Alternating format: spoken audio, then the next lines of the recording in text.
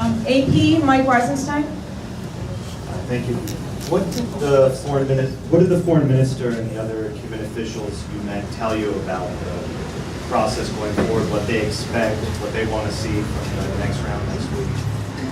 I'm going to do this by seniority and call on Congresswoman Rosa DeLauro to respond. And first, let me just reiterate what the leader spoke about. I mean, what struck all of us was how important December 17th was, and that was conveyed throughout all of our meetings. And the issue is also as to how important it is for President Obama to succeed and for President Castro to succeed.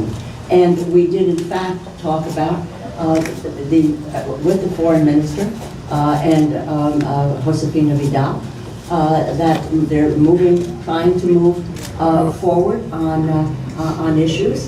There are certainly issues that have been already referenced with regard to Cuba on the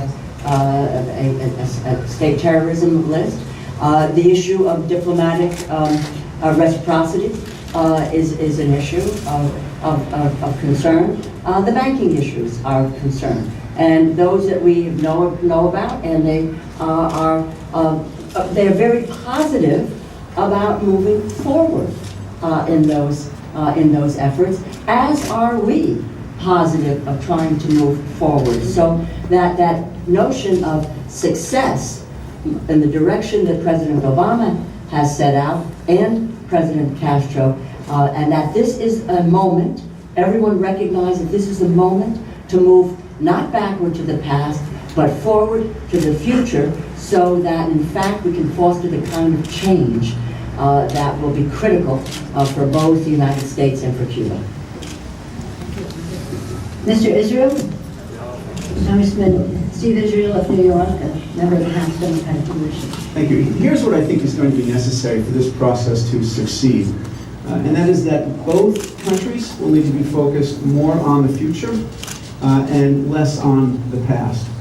December 17th was in fact a historic moment for both countries, but true history is made when things change.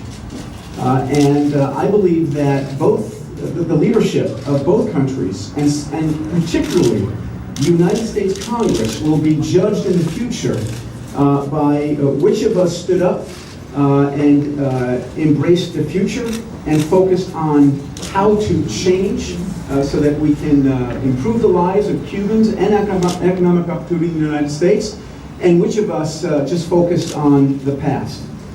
History is a wonderful thing, but true history is made when history is changed, and this is exactly what we want to do. Next question is AFP, Alexander Bourbois. As you raised the human rights issue with your Minister Bruno Rodriguez and Josefina Vidal, and how did they respond? On that question, I'm going to yield to the distinguished chair of our Tom Lantos Human Rights Commission, a long-time advocate for improved relations between the United States and Cuba, Congressman Jim McGovern of Massachusetts. Well, thank you very much. And we raised the issue of human rights on a number of occasions, and we obviously all care deeply about the human rights issue.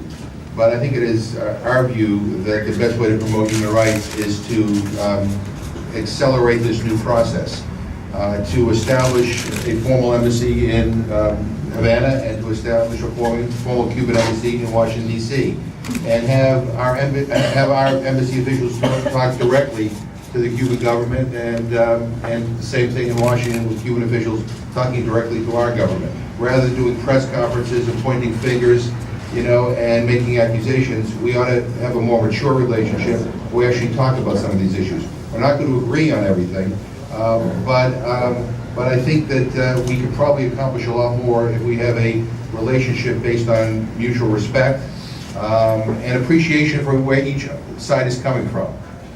So we're going to continue to talk about our concerns about human rights, but I think it is my belief, certainly, that the best way to advance the cause of human rights is to end a policy which has been a miserable failure for over 50 years. and to do everything we can to make this next round of negotiations between the U.S. and the Cuban government succeed. We want to resolve this embassy issue, and we ought to get Cuba off the terrorist list. They don't belong there to begin with.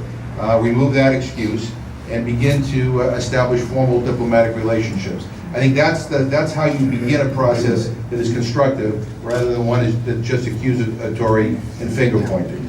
I'd like Mr. Cicilline to speak to that issue too, because he's worked very hard on the human rights issue. Thank you, Madam Leader.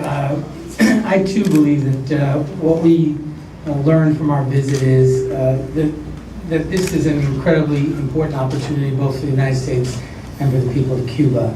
And I, for one, recognize that deepening our relationships and repairing this broken relationship and building a new chapter in the relationship between the United States and Cuba presents a tremendous opportunity for the people of the United States and for the people of Cuba. The goal is to deepen the relationship and enrich each other's lives by this new chapter. And part of that, of course, will be a discussion about many issues. One of them will be human rights. And I think Congressman McGovern is exactly right. The best way we can advance human rights is to engage in a productive way with the country of Cuba and the government here. And as part of the President's announcement, there was an agreement there would be a direct engagement on the issue of human rights, a dialogue. And I think building the relationship by having embassies opened as quickly as possible, removing Cuba from the terrorist list, solving the banking problem will be important steps to rebuilding trust between our two countries so that we can have a meaningful discussion about issues of common interest, particularly the issue of human rights.